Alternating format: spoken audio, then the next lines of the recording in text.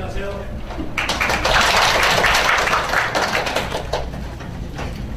제 100세 시대 크리스찬 행복찾기라는 주제로 강의를 드리려고 하는 함현입니다. 다시 인사드리겠습니다.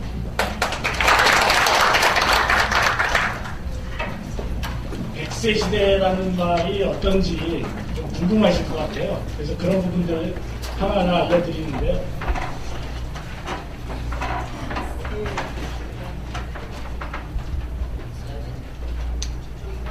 네. 아니,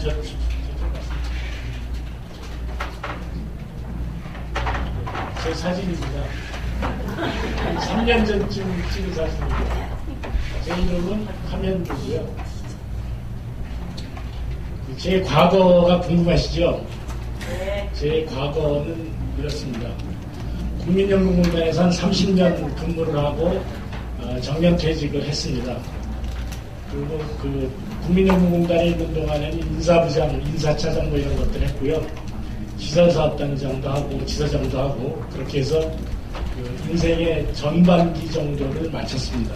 나름대로는 잘 마쳤다고 생각을 했고요.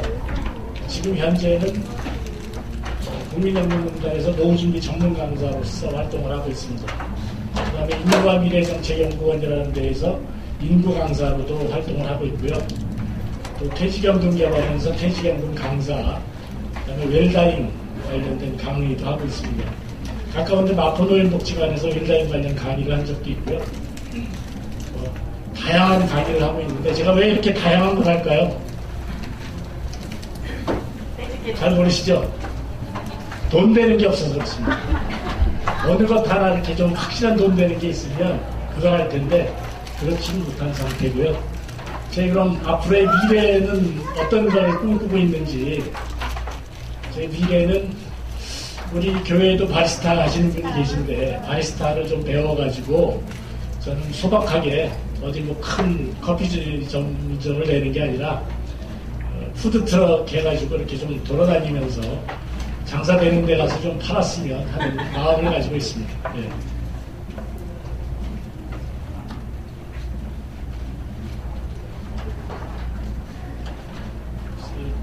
2015년도 12월 23일 날 노후준비지원법이라는 게 만들어졌습니다. 그 노후준비지원법이라는 걸 뭐 벌까지 만드느냐 그런 얘기 하실 수 있겠는데요. 베이비부모들이 은퇴를 하는데 은퇴하면서 그분들의 노후의 삶이 굉장히 힘들고 어려운 사람들이 되어 있는 상태가 되어 있는 거죠. 그리고 계속 베이비부모들은 은퇴를 하게 되어 있고 지금 시장에서는 은퇴하신 분들이 가서 일을 하실 수 있는 자리들이 거의 없습니다.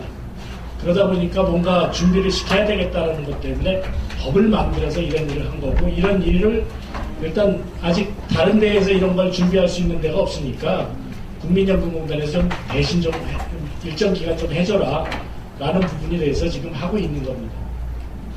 그리고 이 강의는 뭐 제가 이 창천교회 교인이기도 하지만 국민연금공단의 강사로서 활동을 하고 있으니까 이 강의를 여러분들께 드리는 거고요. 국민연금공단에 저 같은 강사들이 전국에 한 80명 정도 있는데 한 60명 정도는 현역에 있는 현직에서 강의만 하는 직원들이 있고 20명은 이제 저같이 퇴직한 강사들이 좀 있습니다. 노후준비라는 거는 어느 한 분야가 아니라 4가지 분야입니다. 재무 분야가 있을 거고요. 건강하셔야 되고 대인관계, 특히 남자분들이 잘 못하는데 저도 잘 못합니다만 퇴직하고 난 다음에 집에 계속 있는데 그 시간들을 저희 집사람하고 같은 아파트라는 데가 이게 옛날처럼 뭐 사람 제 따로 있고 안방 따로 있고 뭐 이러면 좀 훨씬 쉬운데 같은 데 방에 다 붙어 있다 보니까 저보다 저희 집사람이 더 불편해하지 않을까. 저는 전에는 이제 아침에 나가서 저녁 밤늦게 들어왔는데 하루 종일을 같이 붙어 있는 시간이 많다 보니까 이거 조금 저도 반성을 해야 될 부분들이 많이 있긴 한데 잘 고치지 못하고 있는 게 또 현실입니다.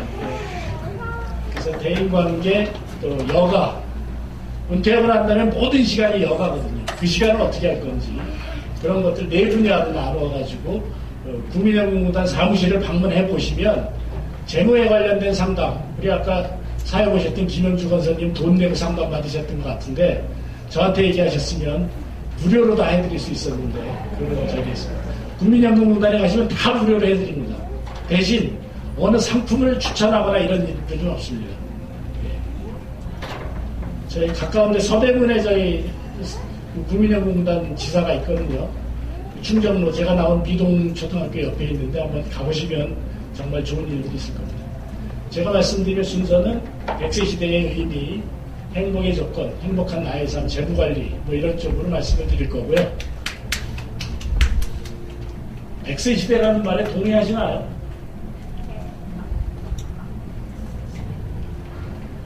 백세 시대. 그럼 100살, 우리나라에서 100세 이상 되신 분이 몇 분이나 되실까요?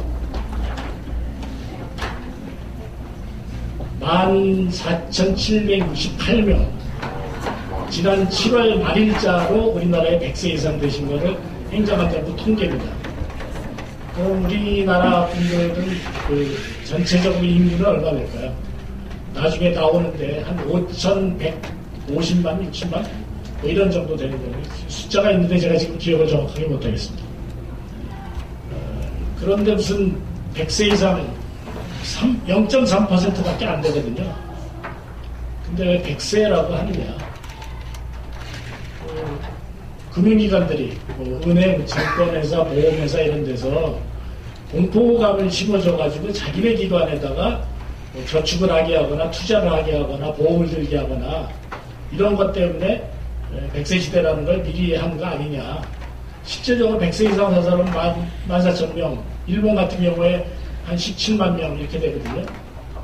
100세가 이게 좀 허구 아니냐. 근데 사실 어떻게 보면 그런 부분도 있을 거라고 생각이 듭니다. 100세에 관련된 상품이 제일 먼저 나온 데가 보험회사거든요. 지금 보험회사에서는 120세까지도 상품을 만들어서 개발을 다 해냈다고 합니다. 근데 왜 100세 시대라고 했는데 여기 보시면 2009년도에 유엔 보고서가 있는데 유엔에서 평균 수명이 80세가 넘어가면 그때부터는 100세 시대라고 볼 수 있다 라고 얘기를 한 겁니다. 왜 평균 수명 80세라고 하냐면 여기 계신 분들 다 아시겠지만 산술 평균 통계라는 것에 어떻게 보면 함정들이 있거든요. 1하고 99를 더해서 100이죠. 두 가지의 숫자가 더해져서 100인데 평균을 내면 50입니다. 산술 평균이 그런 거거든요. 평균 수명이라는 것도 태어나자마자 죽은 아이가 있고 100살까지 사신 분이 둘만 딱 있다고 하면 평균 수명은 50세가 되는 거죠. 그러다 보니까 평균 수명이 80세가 넘어가면 거의 대부분의 사망하시는 연령대가 90대를 넘어간다는 거예요. 90대가 넘어가면 그때는 100세 시대라고 봐도 되지 않겠느냐. 그렇게 해서 이제 유엔에서 2009년도에 세계 고령화 보고서를 내면서 호모 100 시대, 100세 시대라는 이야기를 한 거죠. 공식적으로 유엔에서 인정하는 겁니다. 그러면 우리나라에서 100세 시대가 이야기될 수 있는 시기가 언제일까요? 우리나라의 평균 수명이 80세를 넘은 시기. 2013년도에 우리나라의 평균 수명이 80세를 넘었습니다. 2013년도에 우리나라 여자분들의 평균 수명은 86세 정도였고요. 남자들은 79세였습니다.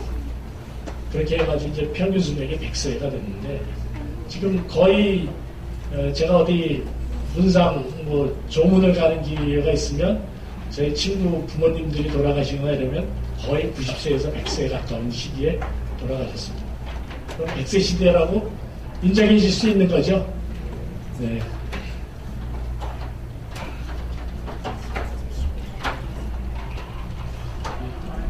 유튜브 저 멀리 있어가지고 이게 잘 안 보이네요.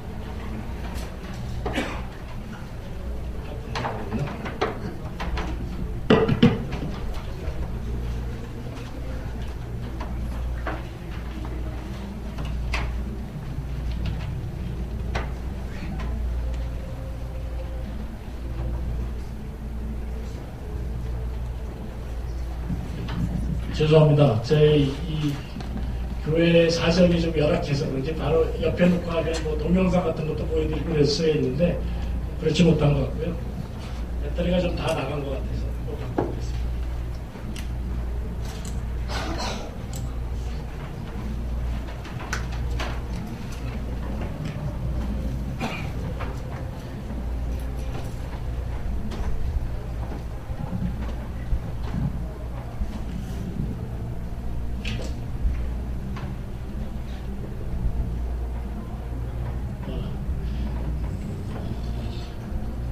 그럼 우리 기독교인들이시니까 성경에서 어떻게 얘기하고 있는지 하나만 좀 보겠습니다.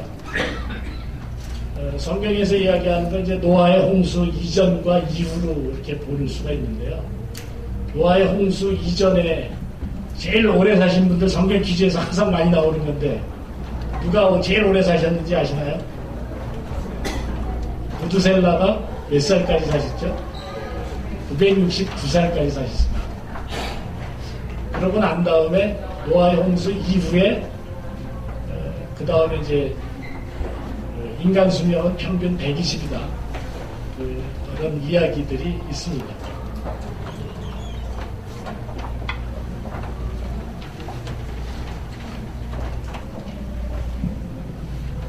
홍수 이후에 그들의 날은 120년 뭐 이렇게 이야기가 나와 있는 거죠. 그러면 노아의 홍수 이전과 이후에 관련해서는 뭐 제가 말씀드릴 건 아니고요. 창조과학회 쪽에서 활동하시는 분들은 노아의 홍수라는 게 궁창 위에 있던 물들이 다 지상으로 내려오면서 지구 환경의 변화가 있었고 그 지구 환경의 변화로 인해서 인간의 수명이 120으로 줄었다. 뭐 이렇게 이야기하시는 분들이 계십니다. 예. 최근 3년의 어떤 인구학적인 의미 같은 걸 좀 살펴보려고 그러는데요.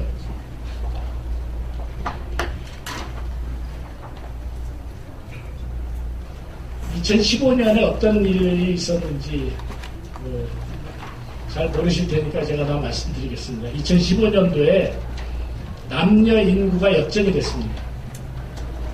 남녀 인구의 역전이라는 게 무슨 뭐 고령화와 무슨 상관이 있느냐라고 생각하실 수 있는데요. 과거에 뭐 우리 가족계획 같은 거 했을 때로 한번 되돌려 보시면 생각을 되돌려 보시면 가족계획이라는 게 이제 인구 아이를 낳지 말라는 얘기를 했었던 부분이잖아요. 그러다가 뭐 둘만 낳으라고 그러고 하나만 낳으라고 그러고 또 하나도 낳지 말라고 그랬던 적도 있거든요. 근데 그때만 해도 남아선호 사상이 굉장히 많이 있었습니다.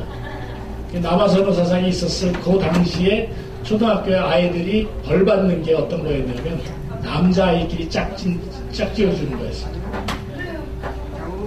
그런 시대였으니까 둘째 아이가 남자와 여자가 자연적인 자연성비가 남자아이가 한 105명에서 106명 태어날 때 여자들이 100명 태어나는 게 자연적인 그 성비였는데 둘째 아이를 그 당시에 둘째 아이를 낳을 때 성비는 남자의 119명 낳으면 여자의 100명 낳았어요. 근데 그 나이에 있는 사람들이 다 살아있는 거거든요. 그러니까 남자가 훨씬 많아야 되는 건데 여자분들이 많아졌다라는 건 여자분들이 아까도 말씀드렸듯이 평균 수명이 5년 내지 6년이 더 많잖아요. 그러다 보니까 그 시대에 있는 나이 드신 여자 어르신들이 많다는 거죠. 이게 넘어섰다는 얘기고요. 2016년도의 의미를 한번 보시면은 2016년도에는 연말에 유소년 인구와 노인 인구에서 노인 인구가 유소년 인구를 넘어섰습니다. 유소년 인구가 적어졌다는 거, 15세 미만의 아이가 65세 이상의 어르신보다 적다는 건 우리나라가 앞으로 굉장히 경제적인 면에서 어렵지 않을까라는 생각을 유추해 볼 수가 있는 거죠.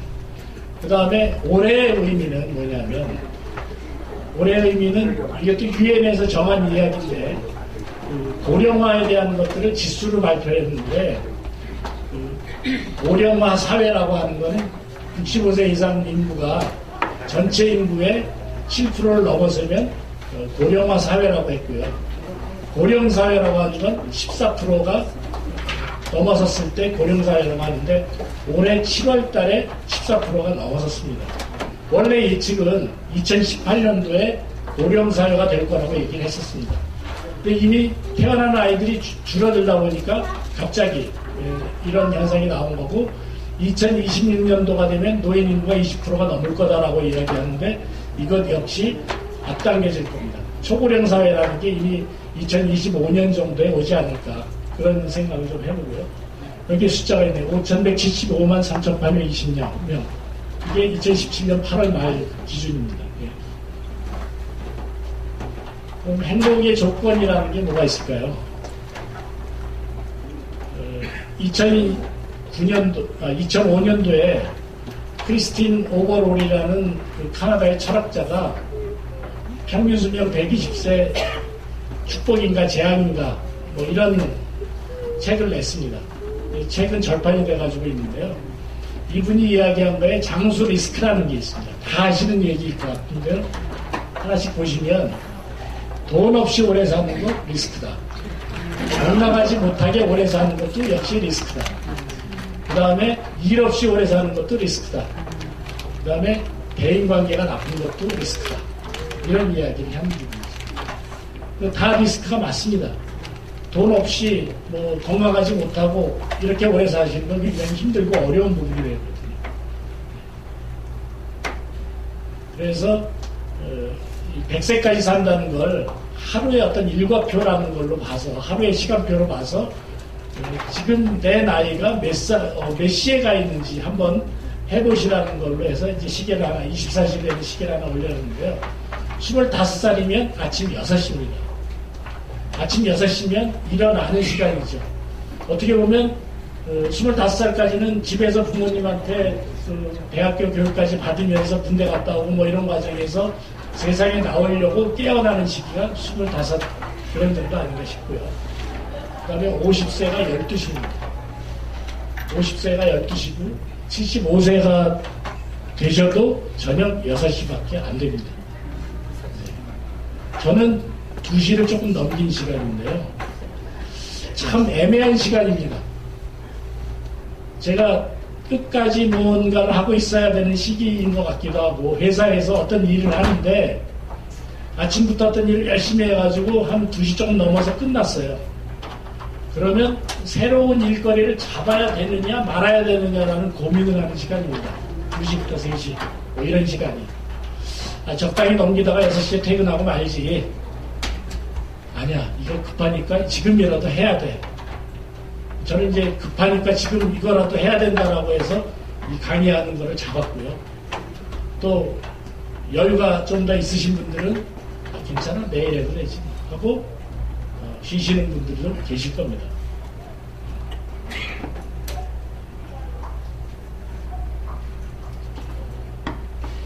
그럼 이제 은퇴하기 전에 저는 사실 이걸 못했는데요.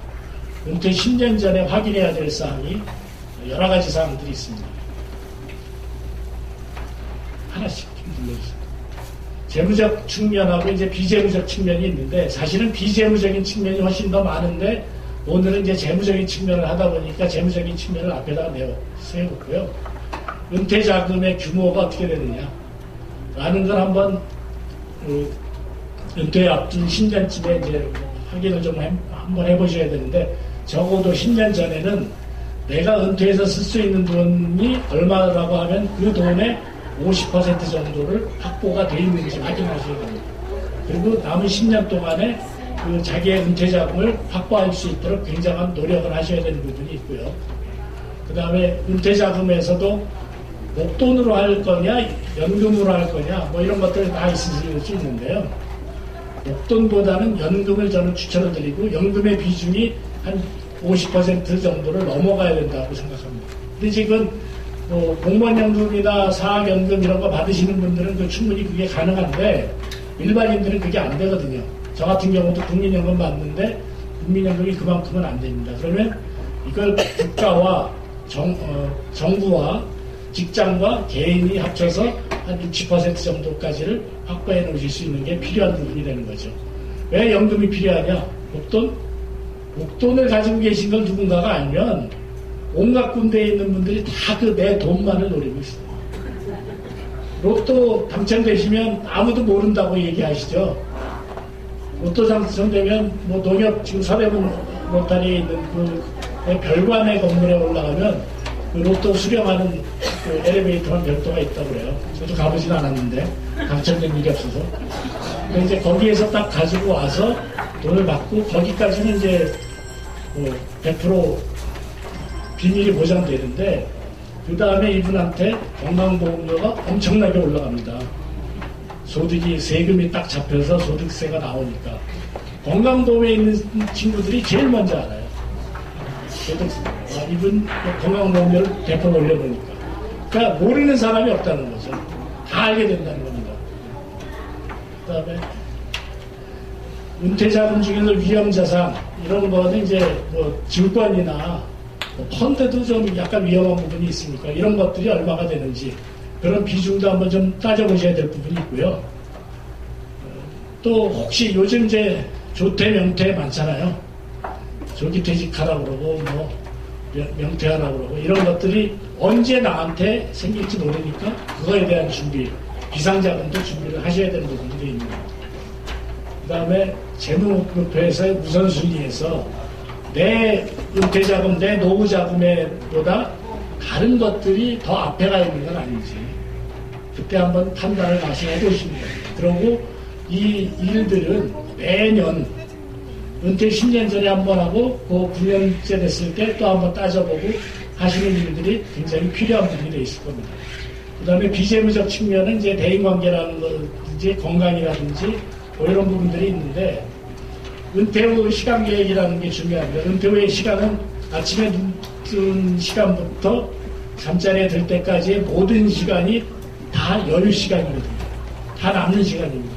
이 시간이 얼마인지 나중에 보여드릴 텐데 어마어마한 시간입니다. 그 다음에 운동도 하셔야 되고요. 건강을 지키시려면 운동하셔야죠. 그리고 가족관계처럼 잘 못해가지고 좀 그런 경우 막으셔야 될 부분들이니까 은퇴 후에 가족관계를 어떻게 하실지 다시 한번 점검해 보실 필요가 있지 않을까 싶습니다. 네. 행복의 조건이라는 걸로 해서 말씀드리면은 이제 9988234라고 아시죠? 크리스찬이 행복해야 하는 이유도 이걸 좀 성경 말씀을 좀 찾아보니까 몇 가지가 있더라고요. 하나님의 형상대로 창조됐다 라는 부분이 하나 있고요. 하나님의 형상대로 창조했는데 하나님이 행복하신 분이시잖아요. 어떻게 좀 저같이 말 안 듣는 신도가 있어서 좀 골치는 좀 썩이실지 몰라도 일반적으로 아마 행복하실 것 같고요. 그 다음에 또 하나님이 우리를 창조하신 걸로 끝난 게 아니라 그 하나님이 우리와 함께 하신다는 거죠. 평강이 하나님이 함께 하시고 또 그리고 새로 우리는 거듭나서 거룩한 삶을 사는 부분이 되니까 우리가 행복해야 되는 그런 이유들이 되지 않을까 그렇게 생각을 해봅니다. 9988234는 다 아실 겁니다. 9988234는 앞에서 장수 리스크가 있었던 것에 대해서 그걸 극복해내면 축복이 될 거고요. 88992334라고 아시나요? 88992334도 인터넷을 찾아보면 9988234와 뜻이 똑같다고 나옵니다. 그런데 저는 바꿨습니다, 이걸. 99세까지 팔팔하게 살다가 2, 3일 아프고 죽는 게 9988234인데 88992334는 88세까지 부질부질하게 살다가 2, 3년 아프고 죽는다. 2, 3일 아프고 죽으시면 축복이고요. 2, 3년을 아프고 죽으면 그건 재앙입니다. 제가 제 아버님, 어머님 돌아가신 거를 봤을 때 제 아버님은 병원에 입원하셔가지고 일주일 만에 돌아가셨고요. 제가 젊었을 때. 어머님은 석 달 중환자실에 계시다가 돌아가셨는데 석 달까지는 좀 괜찮았던 것 같아요. 그때 이제 중환자실에 계시니까 가족들이 당번을 해야 되는데 석 달 딱 진짜 힘들다.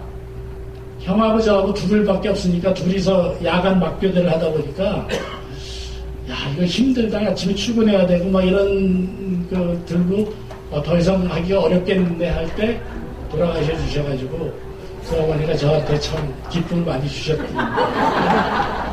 근데 그 당시에 들었던 얘기 중에 자식이 입원한 어머님들과 부모님이 입원한 자식들의 심정이 다르다는 걸 알았어요.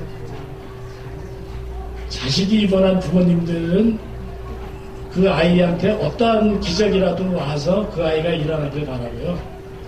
부모님이 입원해 계신 그 자식들의 마음은 자기 편하기 위한 거지만 어머니 걱정 고생 그만하시고 이제 빨리 하늘나라 가셔야 되는데 돌아가셔야 되는데 이런 생각하고 있습니다. 저 같은 불효자들이 대부분 그런 것 같고요. 재무 축복이 되는 건 유전장수면 축복입니다. 돈 가지고 오래 사시면 축복이고요. 돈 없이 오래 사시는 건 재앙입니다. 그다음에 건강, 무병장수면 축복입니다. 유병장수면 재앙입니다.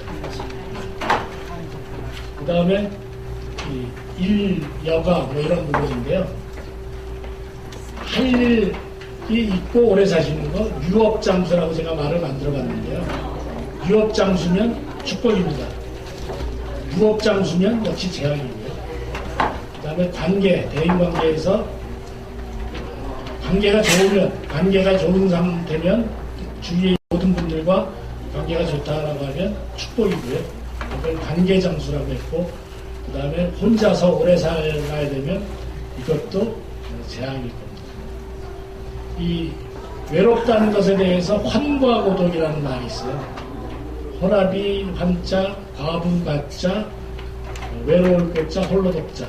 그러니까 혼합이 과부, 또 이제 고아, 이제 혼자인 사람, 뭐 이렇게 네 사람이 다 외롭다는 걸 이야기하는데, 과부는 외롭지 않다고 누군가 얘기를 하시더라고요. 네.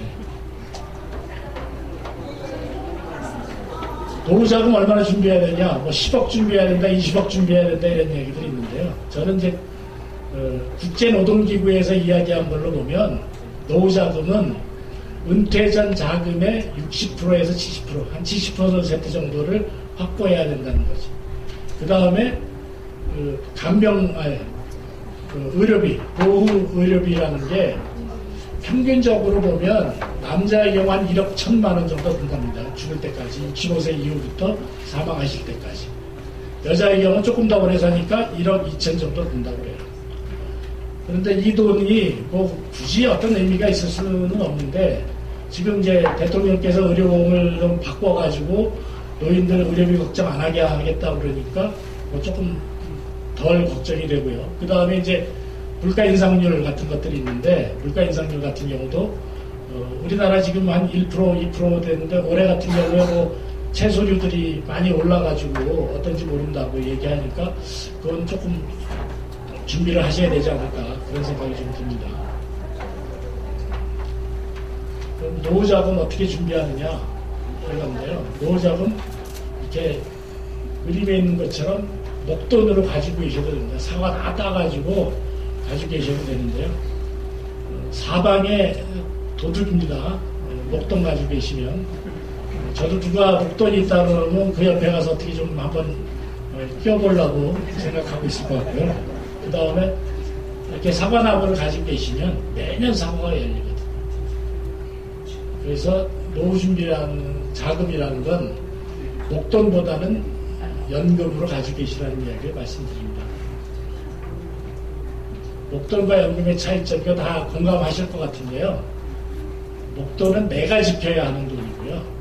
연금은 나를 지켜줄 수 있는 돈입니다. 그 다음에 목돈 가진 사람은 현재는 부자인데 끝까지 평생 부자가 될 수 있을지는 모릅니다. 자신할 수 없습니다. 주위에서 무슨 일들이 계속 나타나기 때문에 거기에 돈이 나갈 수밖에 없는 상황이 될 거고요. 그 다음에 목돈 날리면 평생 모은 돈 한꺼번에 날리면 그냥 평생, 남은 평생이 정말 괴로울 수도 있는데, 연금 한 달 날리면 그 다음 달에 또 나와. 조금 이럴 수 있는 부분이 되는 거죠. 예. 뭐 이게 좀 섭섭하실지 모르겠습니다만, 목돈을 가지고 있는 그 부모님의 자녀분들은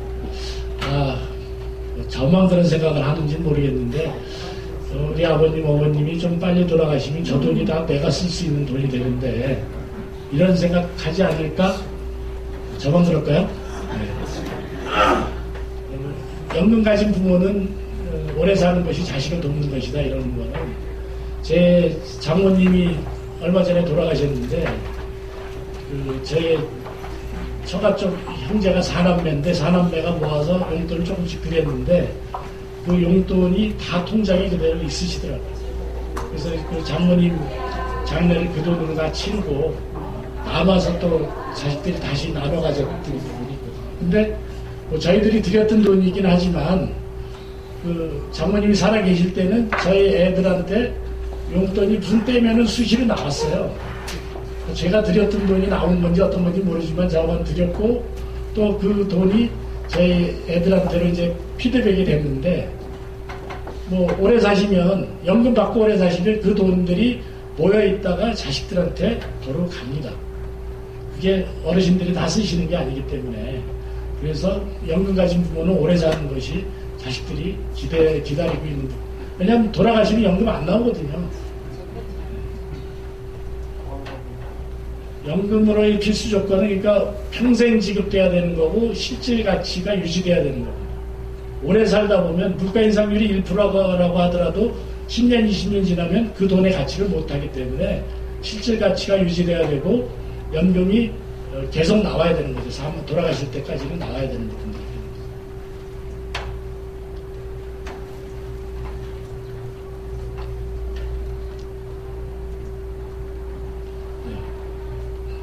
넘겨주세요. 그 다음에 이제 건강입니다. 건강은 이거 한 페이지인데요. 동의보감에 있는 게 통즉, 불통, 불통즉, 통 이렇게 한자로 어렵게 나와 있는데 우리 몸이 순환기 계통이라고 되어 있는 거죠. 우리 몸의 혈액순환이 잘 돼야 몸이 건강한 것처럼 이 혈액순환에 대한 이야기가 맨 위에 부분에 있는 거고요. 그 다음에 뭐 유비무환 다른 건 몰라도 유비무환은 알겠는데 저도요. 예방이 중요하다라는 이야기를 드립니다. 건강검진, 건강보험공단에서 2년에 한 번씩 검진하도록 되어 있는 거 받으시면서 예전보다 굉장히 좋아졌기 때문에요. 웬만한 병들 다 거기서 사전에 아실 수 있습니다. 그러니까 미리미리 조심하셔야 되고요. 불가역적인 질병을 조심하라는 거는 되돌릴 수 없는 질병. 되돌릴 수 없는 질병. 감기 걸리신 것, 감기도 안 걸리셔야 되겠지만 감기 걸리셔도 나으면 되돌려지는 거니까 관계가 없는데 되돌릴 수 없는 질병. 가령 뭐 녹내장, 안압이 높아가지고 녹내장이 걸렸다. 그 녹내장은 되돌릴 수가 없거든요. 그런 것들. 뭐 뇌졸중, 뇌중풍 뭐 이런 것들을 되돌리기가 어려운 병들이잖아요. 신장이 나빠진다. 그것도 되돌릴 수가 없는 병이고요. 이런 병들을 안 걸리실 수 있도록 조심하셔야 되고 그러기 위해서 건강검진을 잘 하셔야 되고 그러기 위해서는 또 순환기 계통 혈액을 좋게 하는 약, 뭐 혈액을 깨끗하게 하는 약들은 많이 있어요. 뭐 양파 먹으면 좋다 뭐 이런 이야기들도 있는데 혈관을 좋게 하는 약은 없는 것 같아요. 그 혈관을 좋게 하는 약을 발명하면 아마 그분도 대박을 내실 것 같습니다. 네. 그 다음에 남는 시간이 몇 시간이냐. 80세까지 산다고 그러시면 아침에 남자들, 뭐 남녀 누구나 이제 회사 다니시는 분들은 9시부터 6시까지라고 했을 때 그게 9시간이거든요. 출근 준비하는 시간, 출근하는 시간, 퇴근하는 시간 1시간씩 더 해가지고 기본적으로 회사를 안 나가면 11시간의 시간이 남습니다.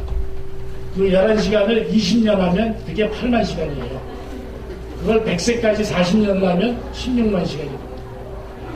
그런데 1만 시간의 법칙이라는 책도 있는데요. 앤더스 에릭슨이라는 분이 어떤 분야에 있어서 전문가가 되려면 10,000시간 정도의 투자를 해야 된다. 그런 얘기가 있고요. 무슨 얘기야? 선천적인 재능이 없으면 전문가가 될 수 없어. 뭐 이런 이야기 하시는 분들 있습니다. 가령 뭐 음악 같은 경우 하시는 분들 보면 딱 음을 하나 들으면 그 음이 무슨 음이다라고 이야기하시는 분들이 있죠. 절대 음감을 가지고 계신 분들이 계신데 그런 분들이 음악으로 활동을 하시면 굉장히 잘하실 수가 있습니다. 옛날에 아마데우스라는 영화 보셨으면 샬리에리하고 뭐 모차르트의 관계를 보시면 샬리에리는 1만 시간 이상을 걸려가지고 뭐 나름 전문가가 되셨던 분이고요. 모차르트는 선천적인 재능을 가지고 그런 음악 작곡을 하셨던 분입니다. 근데 지금 와서 제가 선천적인 재능도 없는데 뭔가를 뭐 아주 전문가가 될 길은 쉽지 않을 것 같고요. 다만 10,000시간 정도를 투자해서 적어도 뭐 완전한 전문가까지는 아니라도 준전문가까지는 갈 수 있지 않을까. 그래서 여러 가지 저도 지금 뭐 여러 가지 배우러 다니고 있습니다. 대인관계 이것도 앞에서 본 내용인데 또 통하지 않으면 통한다. 불통식 통입니다, 이거. 가족 간의 소통이 잘 안 되면 아픈 거죠. 상처가 있는 것입니다. 예.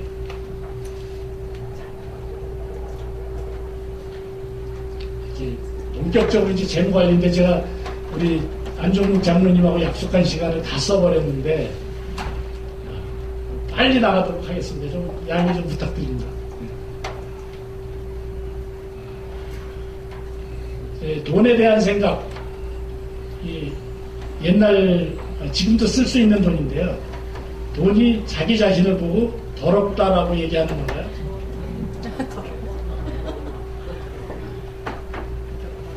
아니면 영어로 저걸 보시면 러버, 사랑해야 되는 그런 걸로 보실 수 있지 않을까요? 우리가 돈에 대해서는 굉장히 이중적인 감정 가지고 있습니다. 필요하고 내가 돈을 저게 쫓아다니고 열심히 그러면서 또 다른 입장에서 보면 야, 저 돈 하나 얼마 안 되는 돈 걸 저렇게까지 하느냐, 돈 없는 내가 더럽고 치사해서 못 살겠다, 뭐 이런 두 가지의 감정을 우리 다 가지고 있거든요. 이 돈 자체에도 아마 그런 생각을 하고 있지 않을까, 그런 생각을 좀 해봅니다.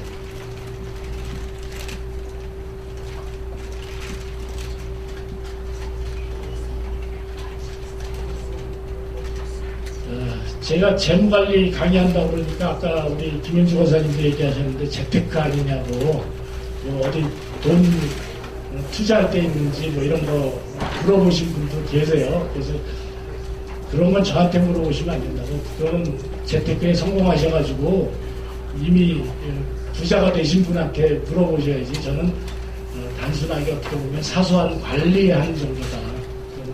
대신 좀 장기적으로 아이들이 가령 25살에 아침에 일어나서 회사를 가는 그 25살 6시에 해당하는 아이에게 5년 이내에 내가 결혼하겠다 라고 하면 결혼 자금을 모아야 되고, 결혼 자금하고 집을 어떻게 장만할지 뭐 이런 것들을 해야 되는 5년짜리의 계획이 필요한 거죠. 그리고 결혼을 하면 그 다음에 뭐 아이를 언제 낳아서 어떻게 하고 뭐 이런 것들에 관련된 것들을 하려면 이제 죽을 때까지 어떤 관계를 가지고, 그런 것들, 장기적인 것들을 관리하는 게 재무관리고요. 사실은 이 재무관리라는 건 기업에서 주로 썼던 내용들의 이야기인데, 일반 사람들한테도 이런 이야기를 많이 쓰게 되어 있는 상태입니다. 그 다음에 이제 체계적으로, 합리적으로, 뭐 어디에 어떻게 투자를 하면 뭐 된다든지, 어떻게 관리를 해야 된다든지 이런 것들을 알려주는 거고, 성격은 아까 말씀드린 장기적이고 연속적인 거고요.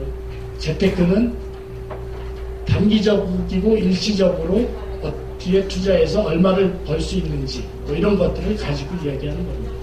투자 수익률을 극대화시키는 부분이 되는 거고요. 더워서 잠시 후터를 벗겠습니다.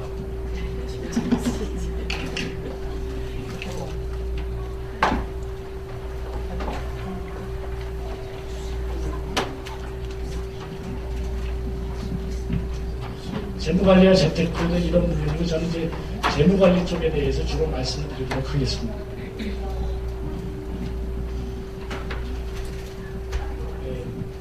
이 프랑코 모딜리안이라는 사람이 이제 생활 주기설, 생애 주기 가설, 라이프 사이클 이런 이야기를 한 부분이 있는데요. 이 이야기를 하기 전에 밀턴 프리드만이라는 경제학자, 노벨 경제학상 받으신 분인데, 그분이 항상 소득 가설이라는 이야기를 한 부분이 있습니다.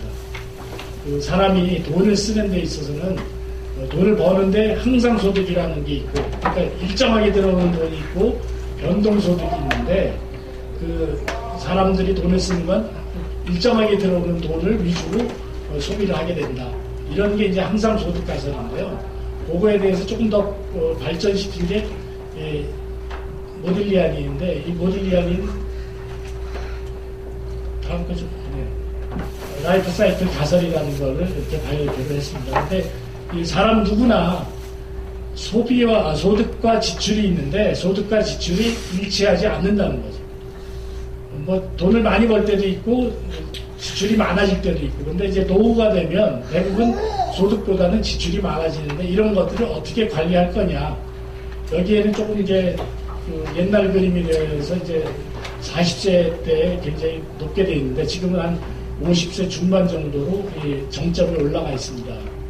그렇게 해서 은퇴하고의 생활을 어떻게 할 건지 뭐 이런 것들을 따져보는 거고요. 이것 때문에 이제 필요한 부분이 되는 거죠. 재무 목표나 재무 상태의 어떤 변화를 영향을 미칠 수 있는 정보들이 과연 가족 수가 몇 명이냐 이게 굉장히 중요한 거고 뭐 자식들이 2명이다 아들 딸 둘이다 요즘 뭐 이렇게 아들이든 딸이든 동일한 비율로 유산도 상속해줘야 되고 이런 거지만 동일한 비율로 그 결혼 자금이라든지 이런 것들을 해줘야 되는데 하나인 경우와 둘인 경우 셋인 경우가 다 다르게 있죠. 이런 부분들이 있고요. 또 직업이 뭐고 그 퇴직 연령이 어떻게 되는지 내가 나이가 지금 50인데 나는 60세까지 다닐 수 있어. 정년퇴직에 관한 법률이 만들어져서 60세까지 다닐 수 있다고 그러는데 우리 회사는 한 55세 되면 나가라 그래. 이럴 수도 있으니까 그런 것들 다 따져보셔야 되고요. 위험을 감수할 수 있는 정도가 어떤지 위험에 대한 내 태도는 어떤 건지 뭐 이런 것들이 이제 영향을 미칠 수 있는 부분이 되는 거죠. 그러면 소득은 안정적으로 들어오고 있는 건지 또 내 지출이라는 게 소득 내에서 이루어지고 있는 건지 이런 것 때문에 아까 김영주 원사님도 가계부 쓰고 뭐 이런 이야기를 하신 거죠.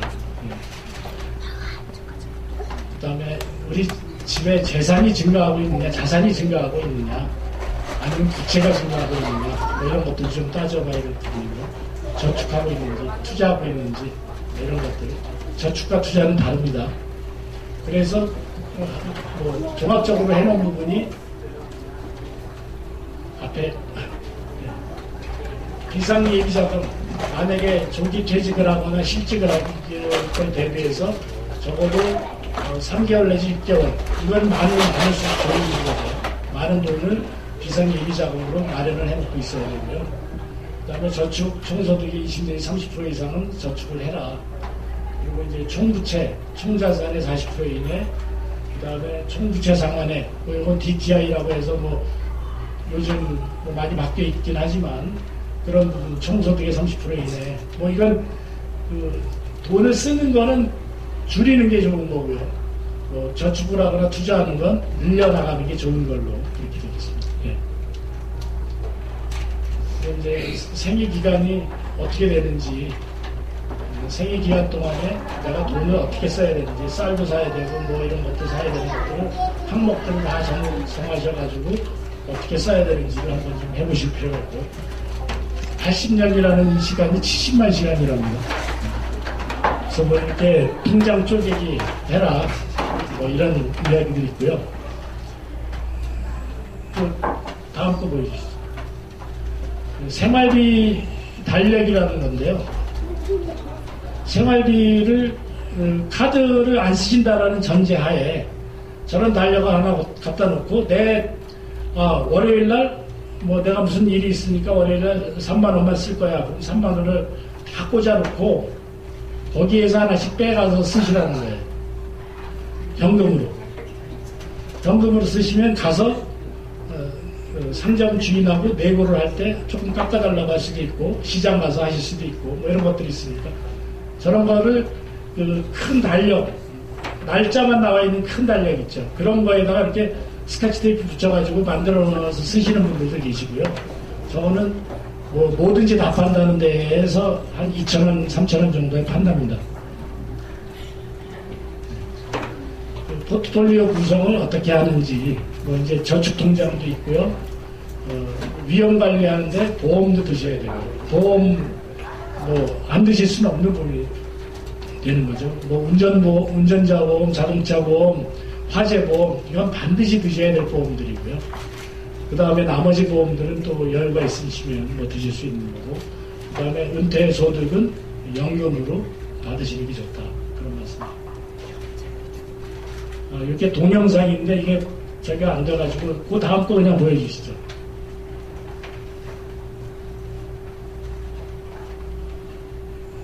여기 1억 원을 투자하는데 어느 방법을 선택하실까요? 1화는 1년 차에 50% 수익, 2년 차에 50% 수익, 3년 차에 마이너스 50%. 이하는 1년 차에 50% 수익, 2년 차에 마이너스 50%, 3년 차에 플러스 50. 3화는 마이너스 50% 해가 시작해서 그 다음에 하고 그 다음에 각각 50%씩 수익을 내고, 하나는 4%씩 매년 4%씩 3년 걸리는 부분. 이란에 투자하시겠다. 손 한번 들어보실까요? 이란은 아무도 없으시네요. 이하는요? 이하도 아무도 없으시고요. 4만 한 분, 두 분, 세 분. 용기 있게 세 분 손 들어주셨고요. 그럼 나머지 다 4안이시나요? 4안 한번 손 들어봐 주실까요? 4안 두 분, 세 분, 네 분. 1억 원을 투자를 하는데 3년간 투자를 하는데 이란은 첫 해에는 50%가 수익이 났어요. 그 다음에 그 돈을 가지고 돈을 몽땅 가지고 또 다시 투자를 해서 2차년도에도 또 50% 수익을 냈어요. 그 3차년도에는 50%를 까먹었어요. 그런 겁니다. 마이너스 50%는 까먹은 거고요. 플러스는 50%의 수익이 난 겁니다. 그럼 다시 이해가 되셨나요? 그럼 이란 아무도 없으시네요. 이안 이안도 역시 아무도 없으시고, 3안은 아까 세 분. 3안에 조금 더 늦은 건가요? 새로 세 분이 등장하시네. 4안 4네 분 정도가 더 되신 건가요? 정답이 뭐 같으세요? 네? 제가 여쭤보는 거잖아요. 내가 어디에 투자하겠다 여쭤본 겁니다. 답을 보여주시죠. 답을 보여주세요. 4안이 13,600원이 적습니다.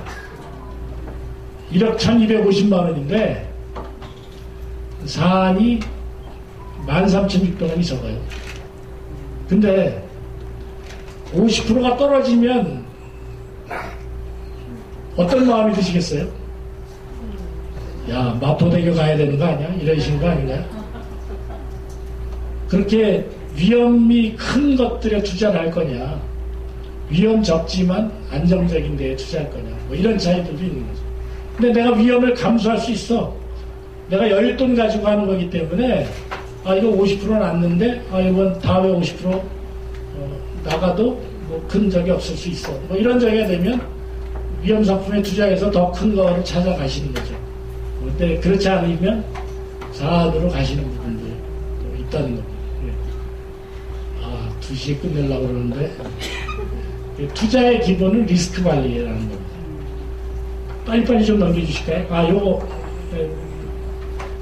이게 물레방아 적금이라는 거, 이제 김영주 권사님이 젊은 분들이 좀 많이 오실 수 있을 테니까 젊은 분들한테 좀 필요한 거를 좀 해라 그래서 만들어서 넣은 건데요. 먼저 교환 받으신 분들한테는 없습니다. 이게 물레방아는 물이 차야 떨어지는 거죠. 그래서 물레방아 적금이라는 거가 있는데요. 넘겨주십시오. 10,000원이라고 제가 해놨는데 10,000원이 아니라 여유가 되면 100,000원도 좋고 50,000원도 좋고 이렇습니다. 한 달에 120,000원의 여유가 있다라고 치면 첫 달에는 11,000원을 쓰시고 10,000원 가지고 10,000원짜리 적금 하나 드십시오. 그 둘째 달에는 10,000원짜리 적금에 돈 들어갈 거 10,000원 있고 또 10,000원짜리 적금을 새로 하나를 더 드세요. 그러면 두 번째 달이 되면 적금 통장이 2개가 됩니다. 셋째 달도 마찬가지로 해서 3개, 4개 뭐 이렇게 해서 만들어주시면 12달이 되면 120,000원을 다 은행에다가 넣게 되어 있습니다. 그러면 그 다음에 1월이 되면 1월 달에 10,000원짜리 적금 넣은 거 1월 달에 120,000원 플러스 이자 얼마 해가지고 적금을 받았습니다. 그 적금 받은 거를 다시 적금으로 넣습니다. 왜? 그 다음 달에 또 적금 만기되는 게 있기 때문에. 그래서 120,000원짜리 적금 되고, 그러면 1월 달이 되면 10,000원짜리 적금 통장이 12개에다가 120,000원짜리 적금 통장 하나 이렇게 생깁니다. 그렇게 해서 하는 거를 이 금액을 10,000원이 아니라 10만 원으로 올려보시면 그 돈이 굉장히 빠르게 불어나는 걸 느끼실 수 있고요. 왜 10,000원짜리 적금 통장 하라고 그러냐면 제가 경제적으로 어려운 분들 계시는 분들한테 강의할 때 이 강의 드리면 굉장히 좋아하시는 분들이 많습니다. 야, 내가 돈 10,000원을 우습게 받는데 그게 아니구나. 이렇게 하면 한 10,000원짜리만 가지고 해도 한 8년 정도 되면 1,000만 원 가까이 됩니다. 예. 근데 이제 10만 원이면 8년 되면 8천만 원 된다는 얘기겠죠. 예. 그렇게 있고요. 풍차는 또 어떤 거냐? 풍차는 바람이 많이 불면 빨리 돌아가죠. 바람이 잘 안 불면 또 잘 안 돌아갑니다. 이건 돈에 여유가 있을 때 여유 있는 돈을 예금하시라는 얘기고요. 여기 이제 작심삼일 예금이래요. 그래가지고 제가 월요일에 10,000원, 화요일에 20,000원, 수요일에 30,000원 뭐 이렇게 해놨는데 이건 뭐 상여금 나왔다. 그럴 때 상여금 갖다가 넣으면 뭉탱이돈 갖다 넣으면 앞에 적금 드신 거하고 두 개 합쳐서 굉장히 훨씬 여유 있게 빠른 시간 내에 목돈이 만들어질 수 있습니다. 그 목돈 만들어진 거 가지고 다시 투자를 해보실 건지 아니면 그냥 저축으로 가실 건지 한번 고민해 보실 필요가 있겠죠. 유럽에 지금 이분도 93세까지 사시고 돌아가셨는데요. 9월 14일 날이 이분 돌아가신 날인데 이분이 부자가 될 수 있는 방법에 4가지가 있다고 얘기를 했습니다.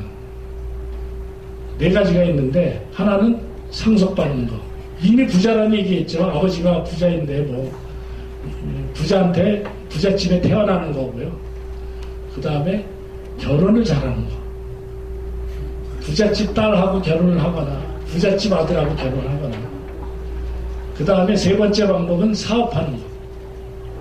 4번째 방법은 투자하는 거. 월급쟁이 하라고는 안 해놨습니다. 네.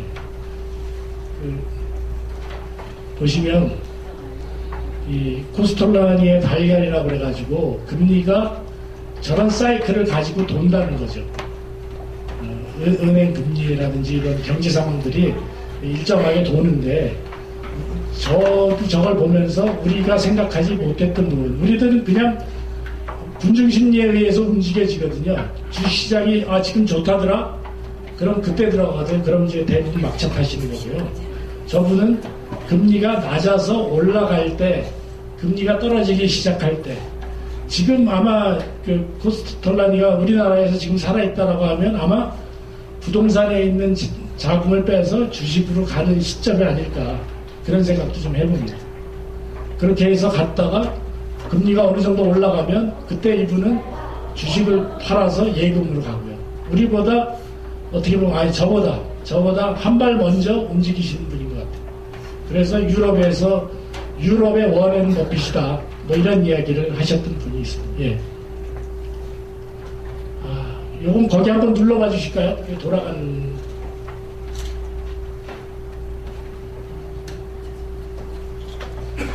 거기 화살표가 이렇게 돼 있는 거 밑에 보여주실 수 있는데.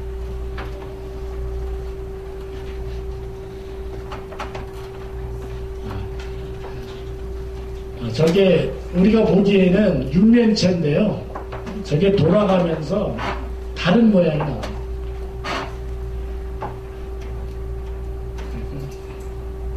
그냥 넘겨주세요. 시간도 없는데. 네. 그 행복이라는 게 꼭 돈만 가지고 되는 건 아니라는 거를 이제 말씀드리는 거고요. 욕망분의 소유. 욕망을 줄이면 소유가 많지 않아도 행복하실 수 있다는 거예요. 저것도 노벨상 받으신 분의 말씀입니다. 제 이야기가 아니고요. 네. 영어 단어를 길게 써놨는데요. 너무 한꺼번에 다 나와버렸네. 맨 위에 있는 거를 띄어쓰기를 해서 이렇게 보면 happiness is nowhere. 아무데도 없다는 거죠. 행복이라는 거. 근데 띄어쓰기를 이렇게 바꾸면 happiness is now here. 지금 이 자리에 계신다는 것 자체가 행복일 수 있습니다. 하루에 할 일. 이건 어르신들을 위해서 아직 누르지 마세요. 어르신들께 드리려고 하나 만들어 본 건데요. 하루에 한 번씩 성령의 충만함을 받으셨으면 좋겠습니다.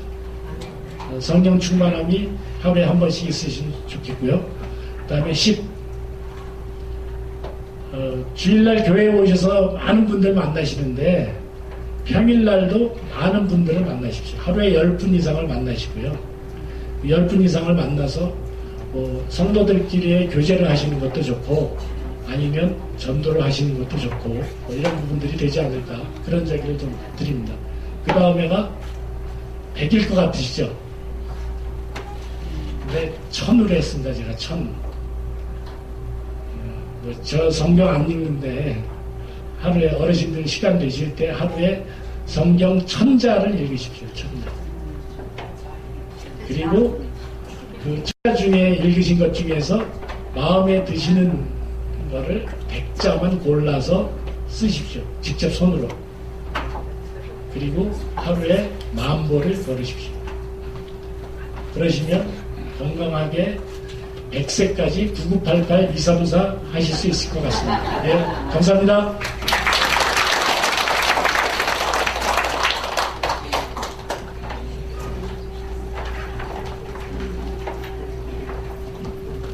빨리 올라오시죠. 맞으신 분 올라오셔서.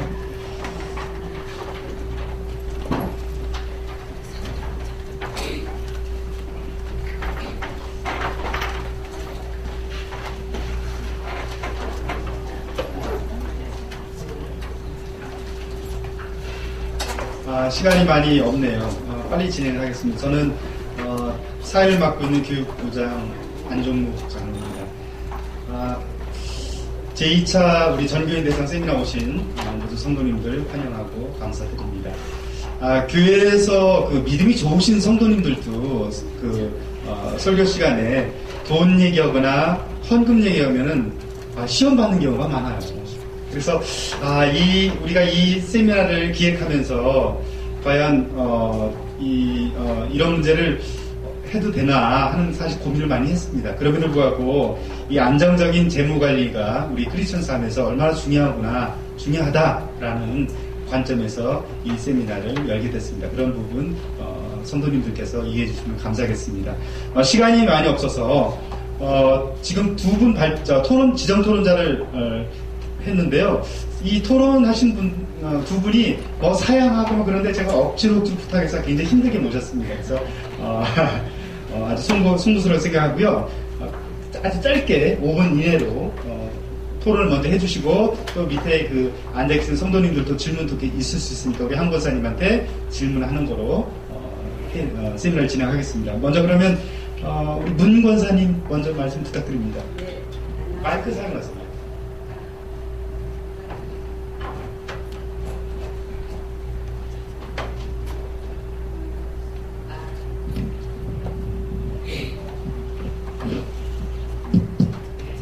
안녕하십니까. 저는 로이스 여성교회 문솔경입니다. 오늘 이거를 부탁해서 이 자리에 왔는데 오늘 말씀을 들어보니까 진작 내가 이런 거 들었으면 준비도 하고 좀 노년이 좀 더 여유롭고 행복하지 않았을까 이런 생각을 해봅니다. 근데 이거를 이렇게 보면서 먼저 질문을 좀 하고 넘어갔으면 좋겠습니다. 이걸 보니까 노후, 설계, 재무 관리 붙인다면 이렇게 붙였으면 좋겠다는 생각이 들고요. 그러면은 우리 같은 세대 7, 80대 세대는 그러한 거를 하지 못하고 노년에 맞닥뜨렸습니다. 이러한 분들에게 노후 설계 행복 그런 거 조언을 하신다면 어떤 걸 하실 수 있을까? 시간이 없으니까 짧게 말씀해 주시고 또 한 가지 인구학을 연구하시는 강사라고 그러시니까 인구학을 하면은 미래가 보인다는 얘기를 제가 들었어요. 그 앞으로의 미래의 인구로 해서 펼쳐질 세상은 어떤 것일까? 여기에 대해서 답변을 좀 해주시고 난 다음에 제가 또 제 얘기를 하겠습니다.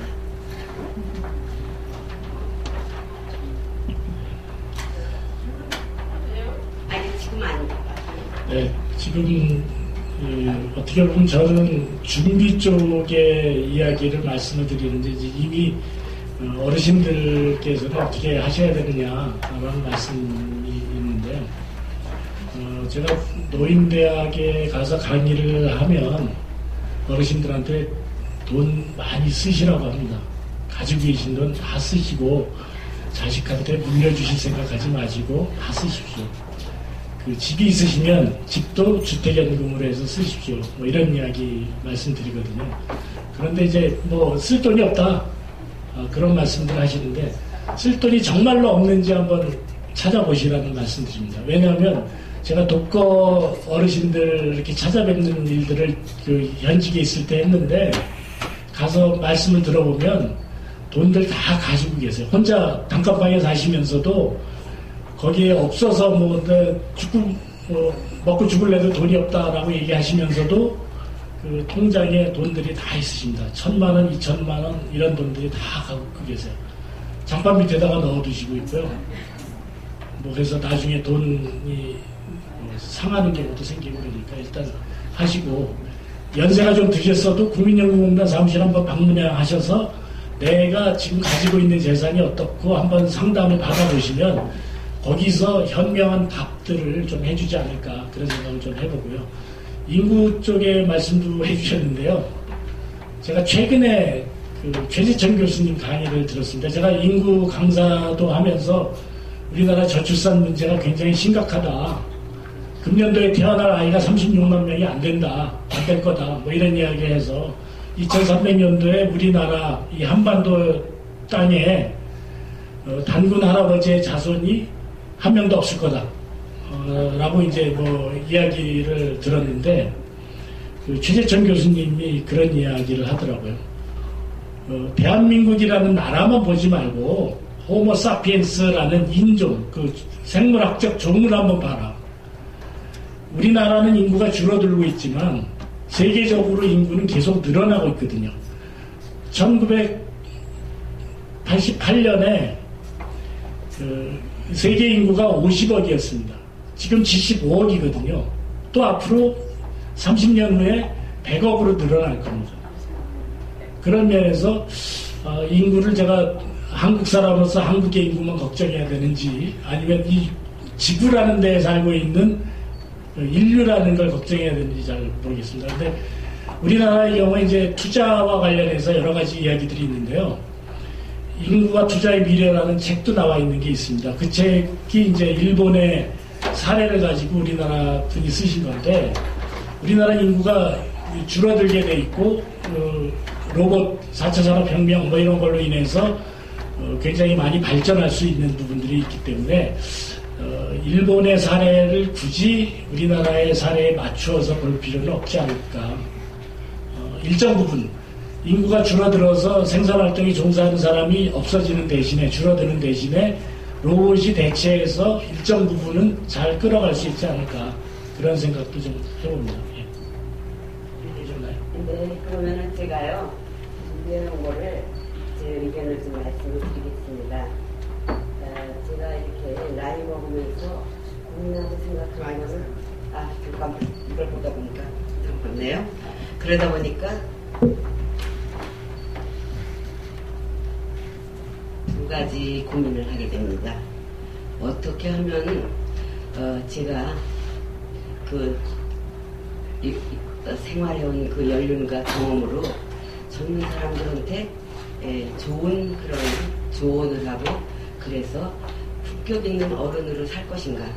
또 하나는 어떻게 하면 노년을 잘해서 건강하고 아름다운 삶과 아름다운 마무리를 할 수 있을까. 그런 생각을 자주 해봤습니다.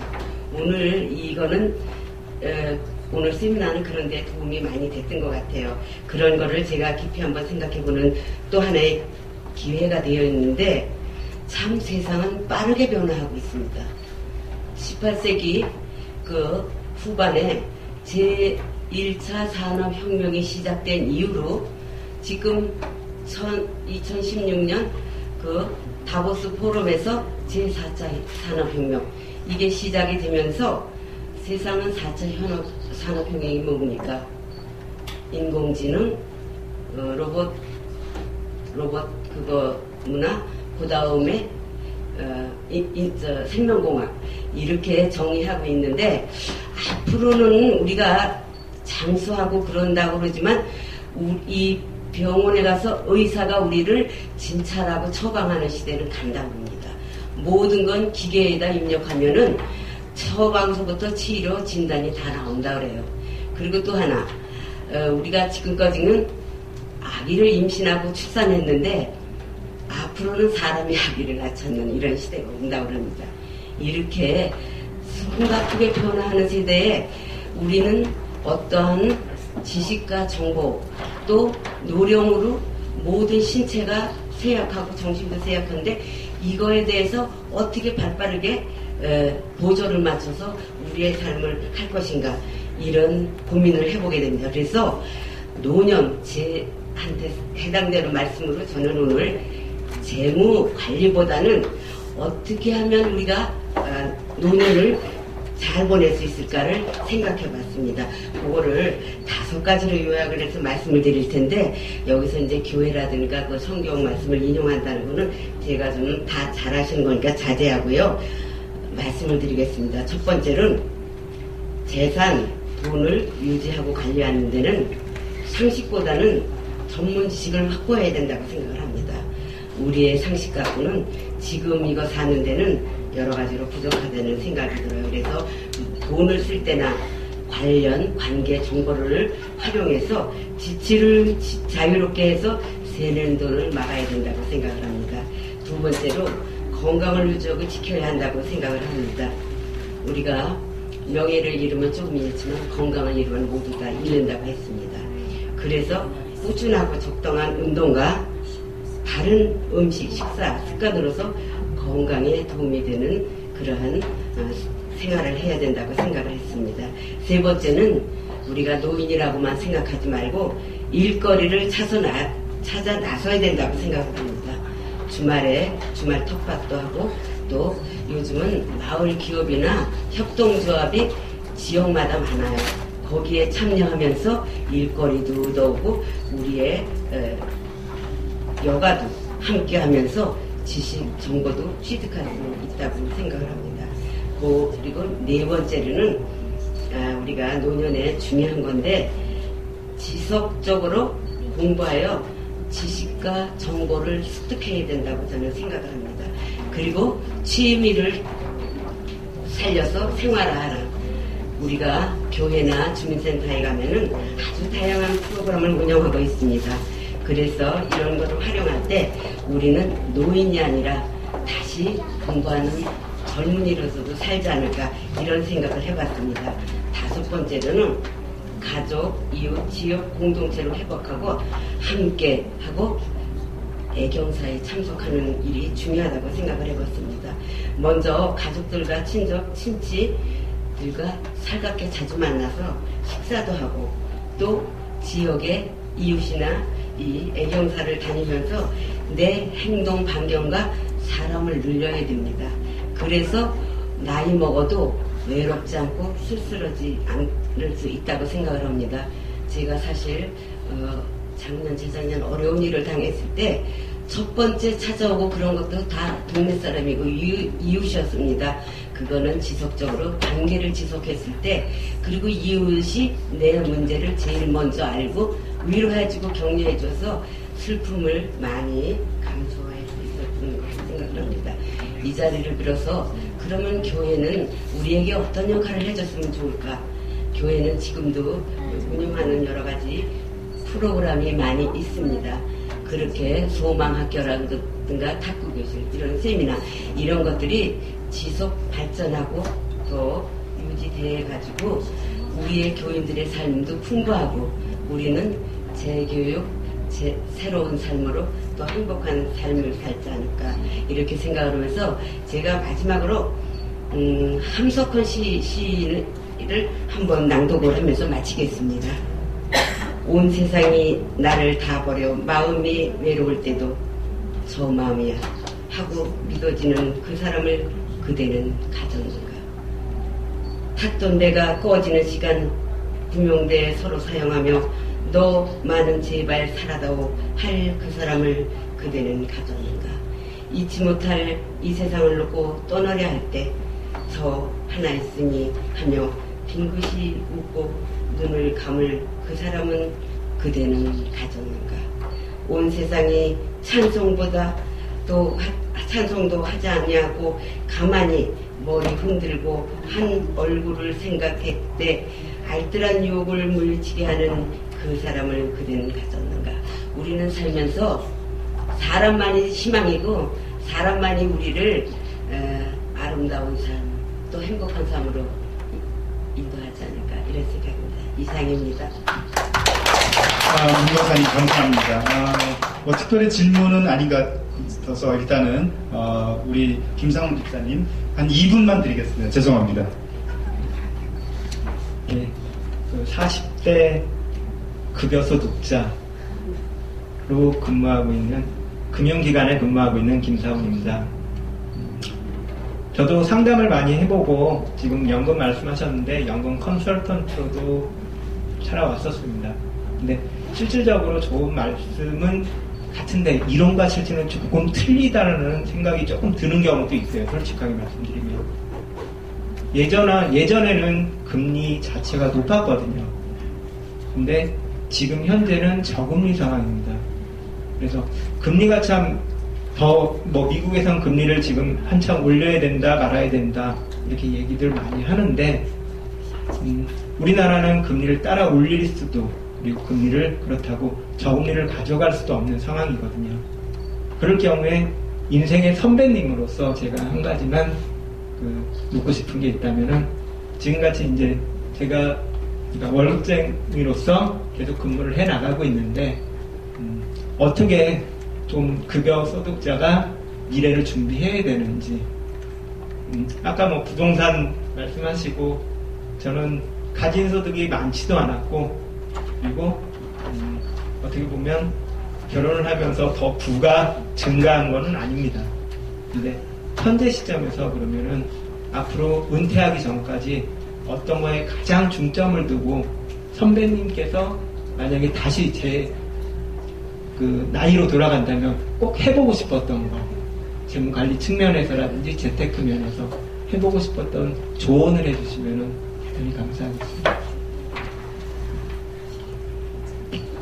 굉장히 어려운 질문이네요. 제가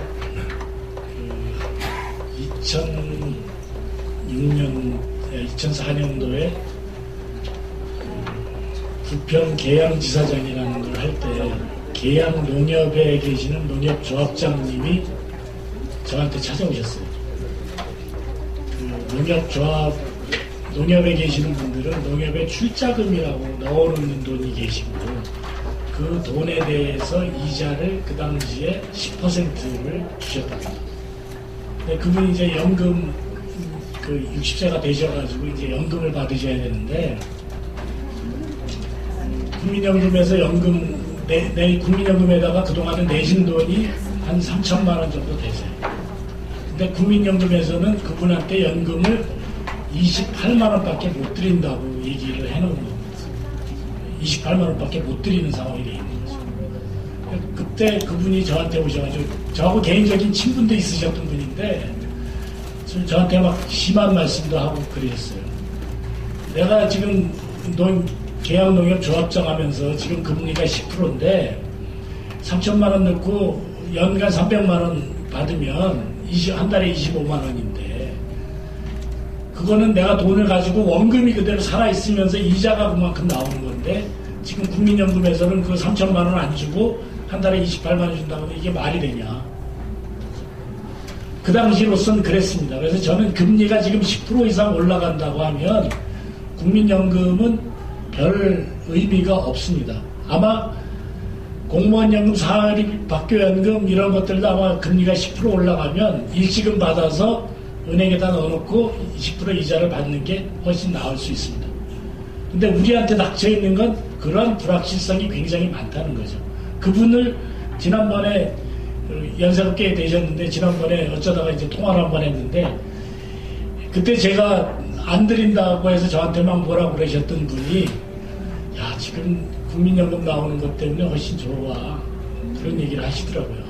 국민연금은 물가 인상에 대해서 올려드리거든요.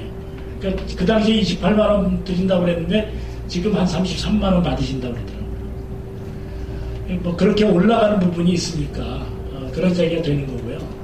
그다음에 지금 뭐 말씀하신 것처럼 이제 어떻게 해야 되는지 우선 투자라든지 뭐 이런 것들을 하시려면 목돈이 어느 정도는 있으셔야 그 돈 가지고 이야기가 될 수 있는 거니까 아껴 쓰시고 목돈을 만드시고 목돈 만드시면 그 목돈 만들어진 거 가지고 여러 기관 어느 한 기관을 이야기하면 그 어느 한 기관 가령 뭐 보험회사에 가서 이야기하면 반드시 보험상품 들러는 이야기가 되는 부분이고 금융기관 계시다니까 훨씬 저보다 더 잘 아실 것 같은데 좀 중립적인 상태에서 이 돈을 어떻게 하시는 게 좋겠는지 그런 걸 물어보시고 그리고 어떻게 보면 문문 선생님 말씀하시는 것처럼 정말 나보다 내가 이게 전문가로서의 자신이 없다라고 하면 정말 전문가한테 한번 맡겨보시는 것도 어떨까 싶은 생각도 좀 들고요. 제 옛날 친구 중에 이제 증권회사에 다녔던 친구가 있는데 남의 돈을 가지고 투자를 하면 다 수익을 내서 준대요. 자기 돈이 들어가면 그게 깜떡이 된다고 그러더라고요. 그래서 왜 이런지 모르겠다, 저기. 근데 자기 인간의 욕심이라는 것들 때문에, 야, 이거 주식 사가지고 있다가 못 파는 상황이 나오거든요. 손해보면 손해나서 못 팔고, 이기면 또 올라갈 것 같아서 못 팔고. 그러니까 그걸 적절하게 제어해 줄 수 있는 분들이 어떻게 보면 전문가인데, 뭐 우리 김사원 집사님도 전문가이시긴 하겠지만, 내가 내 거는 잘 못할 거라는 생각이 들거든요. 그래서 외부 전문가한테 한번 맡겨보시는 건 어떤가 그런 생각을 좀 드립니다. 예. 네, 저희가 시간 2시 30분이고 2시 30분에 또 오후 예배가 준비되어 있기 때문에 2시 30분까지 맞추려고 하는데요. 우리 성도님들 뭐 몇 분 질문을 받으면 되지 않을까 생각합니다. 질문 좀 해주시겠습니까? 간단하게.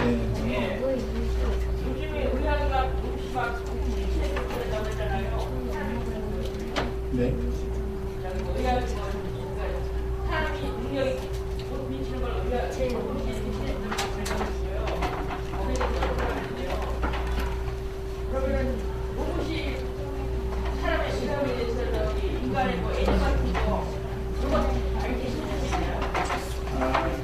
그러니까 이 질문은 뭐 이 재무 관련은 직접 관련 없을 것 같은데요.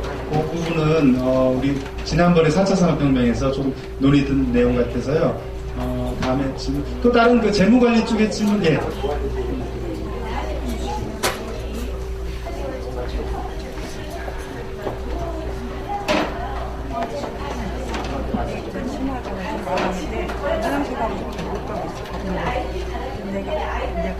나는 카톡 보냈는데 여기서 카톡도 하네?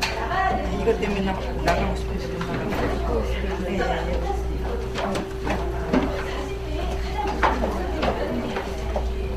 네.